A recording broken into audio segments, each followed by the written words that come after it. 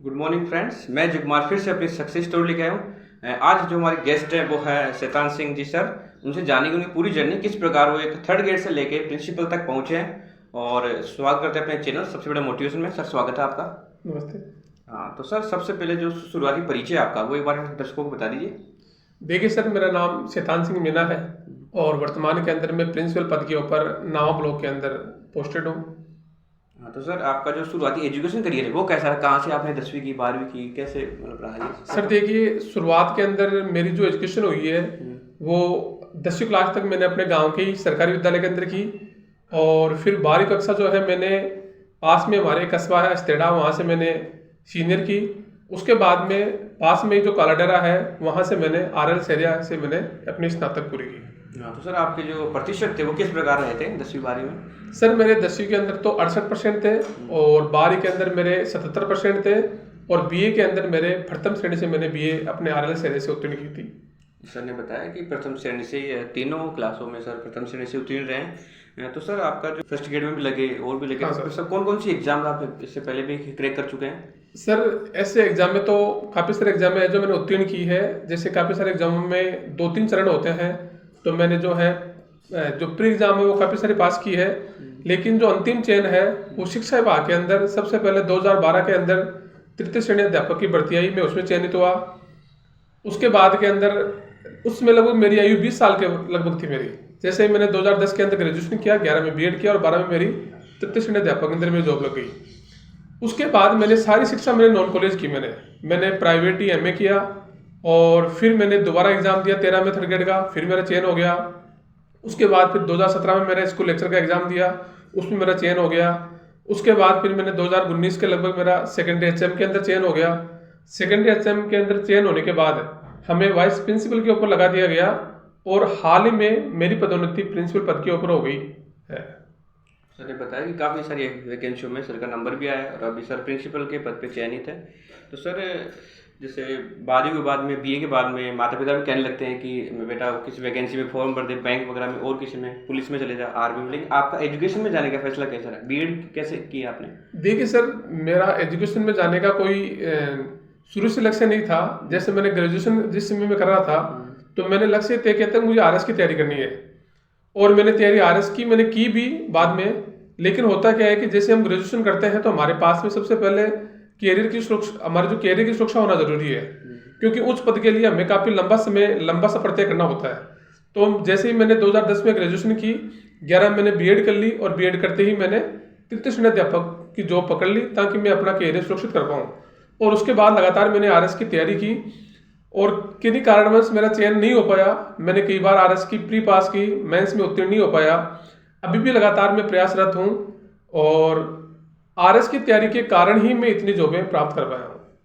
हाँ तो सर, आपका पढ़ाई का स्तर शुरू से ही काफ़ी अच्छा रहा है। तो सर, जब आप टीचर बने पहली बार फर्स्ट ग्रेड में बने, तब कौन कौन सी बुक्स लिस्ट का आपने इस्तेमाल किया, कितने घंटे पढ़ाई की, उसका शेड्यूल बताइए। कैसे आप पढ़ाई करते थे, कितने घंटे आप पढ़ाई करते थे? देखिए सर, शुरुआत के अंदर मेरा यही मानना है कि हमें जो बुक्स होती है उनके ज़्यादा झमेले में नहीं पढ़ना चाहिए।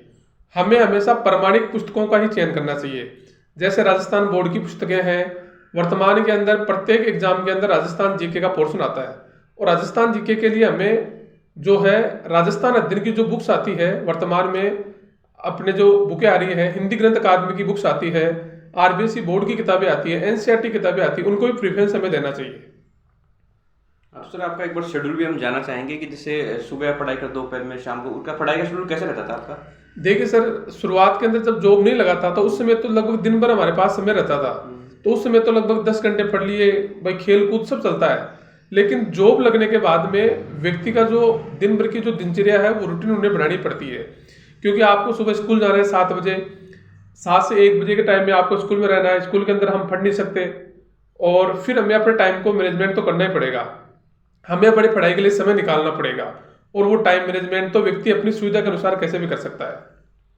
हाँ तो सर, ये जैसे और किसी जॉब में अगर रहते हैं तो उसमें टाइम कम मिलता है, लेकिन टीचर की एक वैकेंसी ऐसी है जिसमें आप समय रह के पढ़ाई भी। हाँ सर, ये इस बात से सर मैं पूरी तरह सहमत हूँ कि शिक्षा विभाग की जो नौकरी है उसका फायदा ये होता है कि हम शिक्षा से जुड़े रहते हैं और हमारी तैयारी में जो है शिक्षा का प्रत्येक जगह महत्व रहता है और हम जो चीज़ें छात्रों को पढ़ाएंगे वो चीज़ हमारे कंपटीशन में भी काम आएगी। ये एक शिक्षा विभाग का महत्वपूर्ण रोल होता है चयन के अंदर। सर ने बताया कि शिक्षा विभाग ही ऐसा है कि जिसमें रहकर आप और भी एग्जाम क्रैक कर सकते हो। तो सर आपका जो फैमिली है, शुरू से ही आप ब्रिलियंट स्टूडेंट भी रहे हैं, तो परिवार का सपोर्ट कैसा रहा आपकी पढ़ाई को सर लेकर? परिवार का सपोर्ट सर शुरू से ही रहा है। और मैं आपको बताना चाहूँ कि मैं एक मध्यम वर्गीय परिवार से हूँ। मेरे पिताजी एक परचून की दुकान चलाते हैं और शुरू से ही घर का सपोर्ट अच्छा रहा। और शुरू से ही घर वालों ने सपोर्ट किया है कि भाई जॉब लगनी है, अच्छी जॉब लगनी है, तो फैमिली के सपोर्ट की तो कोई मेरी प्रॉब्लम नहीं आई। हाँ सर, जब पहली बार आपका नंबर आया वैकेंसी में, हाँ सर। तो सर उस दिन की स्टोरी बताइए कि किसने आपको कॉल किया, किसने आपको बताया कि आपका नंबर आ गया, परिवार में माहौल कैसा था उस दिन, आप कितने खुश थे, परिवार सब कैसा? सब जब तृतीय श्रेणी अध्यापक भर्ती के अंदर जब मेरा नंबर आया तो उस भर्ती के अंदर हम एक ही परिवार के, मेरे पापा और के 3 भाई थे, हम तीनों चयनित हुए थे उस एक ही भर्ती में।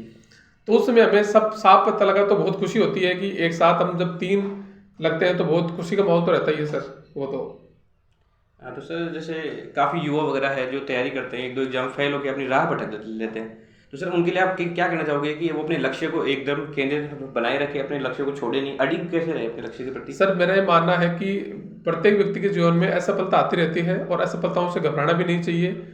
मैं खुद इवन आरएस की तैयारी करते हुए मुझे लगभग 8 साल 10 साल के लगभग हो गए। मैंने 2013 का जो है मैंने मेंस दिया, 16 का दिया, 18 का दिया, इस बार भी मैंने मेंस दिया और किसी कारण से मेरा नहीं हो पाया। लेकिन उसके बाद भी मैं लगातार लगा हुआ हूँ। मुझे विश्वास है कि कहीं ना कहीं मेरे में कमी है और मैं उन कमियों को सुधार करता हूँ और आगे लगातार सतत प्रयास करता रहता हूँ। मैं प्रत्येक युवाओं को ये कहना चाहता हूँ कि प्रत्येक युवा को नकारात्मक तत्वों को छोड़ करके सकारात्मक चीज़ों को ग्रहण करते हुए अपने लक्ष्य के प्रति कमिटमेंट रहना चाहिए और निश्चित तौर पर आपको सफलता अवश्य प्राप्त होगी। ये हो सकता है कि आपको सफलता मिलने में थोड़ी देरी हो, लेकिन आपको सफलता अंत में अवश्य मिलेगी। सर ने बहुत अच्छे से बताया कि लगातार कोशिश करते रहिए, असफलता जीवन के करियर में आती है, लेकिन अपना लक्ष्य नहीं छोड़े, लगातार उस पर बनाए रखें। सर एक विषय बना रहता है सोशल मीडिया का, तो सर आप कैसे युवाओं को बताएंगे कि वो अपने सोशल मीडिया के साथ भी अपनी स्टडी प्लान कर सकते हैं या उसका कितना इस्तेमाल करें, कैसे उसको मैनेज करें? सर सोशल मीडिया वर्तमान के अंदर जो है वो उपयोगी है तो उसका नुकसान भी है, लेकिन वर्तमान में युवाओं को सोशल मीडिया का उपयोग सही दिशा में ही करना चाहिए। मेरा तो ये मानना है। सोशल मीडिया पे काफ़ी सारी अच्छी चीज़ें भी मिलती है, लेकिन हमें इस दौर के अंदर भ्रामक चीज़ों के अंदर अपना समय जाया नहीं करना चाहिए। सोशल मीडिया का जो हमारे अध्ययन में उपयोग है उसी तरह से हमें उसी उपयोग में लेना चाहिए, अन्यथा हम सोशल मीडिया के जाल में फंस के तो हमारा कैरियर पूरी तरह से चौपट हो सकता है। सर ने बताया कि सोशल मीडिया को आप व्यवस्थित करके उसको मैनेज करके आप कार्य कर सकते हैं। तो सर अब जब आप टीचर थे तब अलग रोल था आपका, बाद में आप प्रिंसिपल बने, तो दोनों में क्या डिफरेंस है और किस में आपको ज़्यादा अच्छा अनुभव लगा? क्या आप अपना अनुभव बताइए एक बार। देखिए सर, प्रत्येक जो पद होता है उसका एक नज़रिया भी अलग होता है। जब मैं तृतीय श्रेणी अध्यापक था, मैं स्कूल व्याख्याता था, उस समय मेरा नज़रिया केवल इतना ही रहता था कि मुझे अपनी कक्षा में जाना है, बच्चों को पढ़ाना है और मेरे जितने कालांश हैं वो मैंने पढ़ाए और मेरा काम पूरा हो गया। लेकिन जब से मैं सेकेंडरी एचएम बना, वाइस प्रिंसिपल भी रहा और भी प्रिंसिपल भी हूँ, तो वर्तमान में मैं एजुकेशन मैनेजमेंट के अंदर आ गया, इस शैक्षिक प्रशासक के रोल के ऊपर आ गया। तो अब जो है एक पूरे विद्यालय की मेरी जिम्मेदारी होती है। अब मुझे इवन ये तक पता होना चाहिए कि स्कूल के अंदर क्या हो रहा है, कौन सा टीचर क्लास में जा रहा है नहीं जा रहा है, किसी बच्चे की कोई प्रॉब्लम तो नहीं है, पूरी स्कूल की मैनेजमेंट संभालना। तो अब जो है मेरा जो कार्य है वो विस्तृत हो गया है, एक पूरे स्कूल का दायरा हो गया है और शिक्षक एक संकुचित दायरे के अंदर काम करता है। तो अब निश्चित तौर पर मेरी जिम्मेदारियाँ बहुत ज़्यादा बढ़ गई है और मुझे काफ़ी विद्यालय को समय भी देना होता है। तो लेकिन मुझे लगता है कि शैक्षिक प्रशासक के तौर पे काम करना मुझे ज़्यादा चुनौतीपूर्ण और मुझे बेहतर लग रहा है और ये मेरा खुद का निर्णय था। मैं आपको बताना चाहूँ कि जब मैं 2017 के अंदर जब मैं स्कूल लेक्चरर था, तो उस समय मेरे साथ एक ऐसी घटना हुई कि मैं स्कूल के अंदर, हमारे प्रिंसिपल थे, तो उनसे एक छोटी सी मेरी थोड़ी बातचीत हो गई। तो उसमें मुझे लगा कि अपने को भी स्कूल के अंदर प्रिंसिपल तो बनना है, जल्दी बनना है।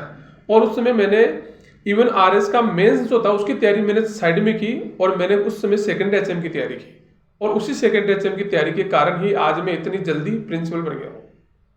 ये मेरा खुद का डिसीजन था। बताया आप जैसे, तो सर कैसे कभी कोई आपके जीवन में कोई ऐसा टर्निंग पॉइंट आया हो, कोई ऐसा बदलाव आया हो जिससे आप वहाँ से उठे हो, या कभी बार बार ऐसा बोल रहे हो तो वहाँ से आप उसने कोई ऐसी चीज़ जिससे आपको सही दिशा में ले गई, ऐसी चीज़ हुई कभी? सर ऐसी तो कोई चीज़ है नहीं। शुरू से मेरा जो परिवेश है वो बहुत शानदार रहे, मेरी जो मित्र मंडली रही, चाहे कॉलेज के समय हो, चाहे स्कूल के समय हो, और अभी भी मेरे काफ़ी सारे मित्र राजस्थान प्रशासनिक सेवाओं के अंदर भी पदस्थापित है, स्कूल लेक्चरर भी है, प्रिंसिपल भी है। तो शुरू से अच्छा माहौल था, तो ऐसा तो कोई टर्निंग पॉइंट और वो तो कोई चीज़ें नहीं है। बाकी प्रेरणा काफ़ी लोगों से मुझे मिली भी है और अभी भी लगातार उनसे मैं प्रेरित भी रहता हूँ। तो सर ऐसी क्या वजह थी कि आपको जॉब भी करना था, सरकारी नौकरी आपको क्यों चाहिए थी कि मुझे सरकारी नौकरी करनी है, जॉब करनी, ये सब कैसे मतलब? ये तो सर वर्तमान में हमारे समाज की मांग भी है कि शुरू से ही हमारे समाज के अंदर समाज में एक रवैया ये होता है कि व्यक्ति जो है सरकारी सेवाओं की तरफ रुझान ज़्यादा रहता है। तो वो तो स्वाभाविक सी बात है कि समाज की मांग के अनुसार व्यक्ति को पहले सरकारी सेवाओं को ही प्राथमिकता देनी होती है। हाँ, तो सर अगला सवाल ये है कि काफ़ी युवा ऐसे कहते हैं कि हमें कोचिंग भी लेना चाहिए, सेल्फ स्टडी करना चाहिए, तो आप किसे बेहतर मानते हैं कि कोचिंग भी लें या सेल्फ स्टडी ज़्यादा बेहतर हो सकती है मतलब? सर देखिए, इस प्रश्न के ऊपर कोचिंग कोई बुरी चीज़ नहीं है मेरे अनुसार। कोचिंग शुरुआत के अंदर जब बच्चा शुरुआत में जब तैयारी करता है तो उसे निश्चित तौर पर शुरुआत में भटकाव से बचने के लिए कोचिंग की आवश्यकता होती भी है। लेकिन ऐसा कुछ जरूरी नहीं है कि कोचिंग आपकी सफलता ही तय करती है। आप स्वाध्याय से भी सफलता निश्चित तौर पर प्राप्त कर सकते हैं। यदि आपके पास में संसाधन है तो आप निश्चित तौर पर कोचिंग कीजिए। और संसाधन ये कोई अनिवार्य नहीं है कि कोचिंग अनिवार्य है, दोनों पक्ष है इसके। दोनों पक्ष है इसके। सर ने बताया कि कोचिंग अनिवार्य नहीं है कि आपकी जब डिमांड पड़े, आवश्यकता पड़े तो आप कोचिंग भी ले सकते हैं, लेकिन सेल्फ स्टडी तो आपको जरूर करना पड़ेगा। तो सर आपके हमेशा जो आइडियल कौन रहे हैं, प्रेरणा स्रोत जिसने आपको हमेशा मोटिवेट किया हो, आपके आइडियल जिसके आप मतलब हर बात उनकी मानते सर हो? मेरे आइडियल जितेंद्र जी सोनी है, जो वर्तमान के अंदर अलवर जिले के अंदर कलेक्टर पद के ऊपर हैं। उनकी कार्यशैली से शुरू से मैं प्रभावित हूँ और उनका जो प्रशासनिक जो उनका जो एटीट्यूड है वो बहुत ही शानदार है और उनकी जर्नी बहुत ही शानदार रही है। वो उससे पहले नागौर कलेक्टर भी रहे हैं, जालौर कलेक्टर भी रहे हैं और वर्तमान के अंदर अलवर जिले के अंदर कलेक्टर पद के ऊपर है जितेंद्र कुमार जी सोनी। उनसे मैं काफ़ी प्रभावित हूँ। सर ने बताया कि जो सर के जो आइडियल हैं वो जितेंद्र सोनी अलवर जिला कलेक्टर हैं, जिन्होंने सब काफ़ी मोटिवेट भी किया है इनको आगे बढ़ाने के लिए। सर आपकी जो अभिरुचि है वो किस में है, जैसे आपको क्या पसंद है, क्या चीज़ें आप सर ज़्यादा? मुझे साहित्य पढ़ना, साहित्य, नॉवल वगैरह जैसे प्रेमचंद के जो उपन्यास है और साहित्य पढ़ना मेरी शुरू से रुचि है और मैं जब भी मुझे समय मिलता है तो मैं इस रुचि को पूरा समय देता हूँ। हाँ सर, जो सरकारी विद्यालयों में आजकल काफ़ी योजनाएं वगैरह चल रही हैं, स्कीम्स वगैरह चल रही हैं, उनके बारे में बताइए कौन कौन सी चल रही है जिनका बच्चों को लाभ मिलता है, ग्रामीण क्षेत्रों के लोगों को मिलता है, इसके बारे में बताइए। सर वर्तमान के अंदर सरकारी विद्यालयों के अंदर बहुत सारी योजनाएं चल रही है। जो गरीब दूर प्रदेश से जो गाँव से बच्चे आते हैं उनके लिए मिड डे मील चल रहा है, उनके लिए विभिन्न प्रकार की छात्रवृत्ति योजनाएं चल रही है। हमारे जो बच्चे हैं उनको ट्रांसफर वाउचर भी मिलता है, बच्चियों को साइकिल भी मिलती है निःशुल्क, आजकल ड्रेस भी मिल रही है, निःशुल्क पाठ्य पुस्तक भी मिल रही है। इवन आजकल बच्चों के पोषण को पूर्ण करने के लिए पोषाहार के साथ साथ 7 दिन दुग्ध और मिल रहा है। सर बताइए कि काफ़ी सारी योजनाएं चलती है जिनका लाभ हर विद्यार्थी सरकारी विद्यालय में आके उठा सकता है। तो सर जैसे आपने बताया अभी आप प्रिंसिपल के पद पे हो, तो आपका आगे का जो प्लान है उसकी तैयारी कैसे चल रही है, उसके बारे में आप क्या क्या प्लान बनाए हो आगे के लिए? सर वर्तमान के अंदर मैं प्रिंसिपल पद के ऊपर हूँ और शिक्षा विभाग के अंदर प्रिंसिपल पद एक उच्च पद होता है और सीधी भर्ती से जो उच्च पद होता था वो सेकेंड एचएम होता था। उसके बाद में कोई सीधी भर्ती से पद नहीं आता है, आगे सारे प्रमोशनल पद हैं और अब प्रमोशनल पद डीपीसी से होंगे। तो शिक्षा विभाग में उच्च पद के ऊपर हूँ और वर्तमान में मेरा केवल एक ही लक्ष्य है कि राजस्थान प्रशासनिक सेवा, और राजस्थान प्रशासनिक सेवा के अंदर भी राज्य सेवा यदि मुझे मिलती है उसके लिए मैं प्रयासरत हूँ और यदि मुझे प्रयास में सफलता मिलती है तो निश्चित तौर पर मैं राजस्थान प्रशासनिक सेवा के अलावा और अन्य कोई विकल्प नहीं रखूंगा। सर ने बहुत अच्छे से बताया कि जो RAS राजस्थान प्रशासनिक सेवा है उसमें सर आगे जाने का सपना भी रखते हैं, उस तक जरूर सर पहुँचे। और सर युवाओं जो भी अपना चैनल देख रहे हैं, अपना वीडियो आज का देख रहे हैं, आपको सुन रहे हैं, वो ये जानना चाहते हैं कि कोई भी अपनी स्टडी प्लान कैसे करें, कितने घंटे पढ़ाई करें, कैसे अपनी स्टडी को बनाएं, सफल कैसे हों? सर पढ़ाई के लिए कोई निश्चित स्टडी प्लान की जरूरत मेरे हिसाब से नहीं है। जिस व्यक्ति के परिवार की जैसी परिस्थिति है, उसके घर की जैसी व्यवस्था है, उसके हिसाब से उसे अपना मैनेजमेंट तय करना चाहिए। कोई बच्चा हो सकता है किसान परिवार से हो सकता है कोई बच्चा अच्छे परिवार से हो। किसान परिवार से है तो उसे अपने काम के अनुसार घर पे काम भी करना होता है, तो अपने घर के परिवार की परिस्थिति के अनुसार उसे समय सारणी बनानी चाहिए और उसको फॉलो करना चाहिए। लेकिन अपना कमिटमेंट जो है वो लगातार रखना चाहिए और पॉजिटिव दिशा में लगातार मेहनत करनी चाहिए। सर ने बहुत अच्छे बताया कि पॉजिटिव दिशा में लगातार मेहनत करें, जो अपना कमिटमेंट जो किया है किसी भी एग्जाम्स को लेके उसको रखें, याद रखें, उद्देश्य अपने को बनाए रखें। तो सर सफलता के लिए कोई एक मोटिवेशन लाइन कोई आपको याद आ रही है, आप साहित्य वगैरह पढ़ते हैं तो उसके बारे में कुछ बताइए। सर मेरे जो प्रेरणा स्रोत है जितेंद्र कुमार जी सोनी, वो ये पंक्ति काफ़ी बार कहते भी हैं और मुझे वो पंक्ति याद आ रही है कि नीम के पेड़ के कभी आम नहीं आते, खोटे सिक्कों के कभी दाम नहीं आते, जिस मंदिर की नींव में डाल दी गई वो लाशें लाशें, उस मंदिर में फिर दर्शन देने को कभी राम नहीं आते। सर ने बहुत अच्छे से बताया और सर मैं जहाँ तक समझता हूँ कि आप फॉलो करेंगे सर की लाइन को, और ये मोटिवेशन लाइन है जिससे आप अपने एग्जाम को क्रैक करेंगे, सफल बनाएंगे। और सर आज अपने चैनल में आए, सर को बहुत बहुत धन्यवाद। और सर ने अपना अमूल्य समय दिया चैनल सबसे बड़ा मोटिवेशन की तरफ से सर को एक उपहार, छोटी सी भेंट। और सर का जो आगे का जो भी प्लान है आरएस बनने का, रास्ता से और जाने का, वो जरूर पूरा हो, और सर के उज्जवल भविष्य की हम कामना करते हैं। और सर मैं फिर से कह रहा हूँ, यदि अभी तक भी यदि आपने मेरा चैनल सब्सक्राइब नहीं किया तो यूट्यूब पे जाइए, सबसे बड़ा मोटिवेशन सर्च कीजिए, लाइक कीजिए, जिससे मेरे जो आने वाले वीडियोस है वो सबसे पहले आप तक पहुँचेंगे। और यदि अभी तक भी मेरे पास कोई मोटिवेशनल कहानियाँ, स्टोरी वगैरह नहीं आई है तो आप कमेंट सेक्शन में जा सकते हैं, जो भी व्यक्ति है उसका नाम, एड्रेस भेज सकते हैं। धन्यवाद।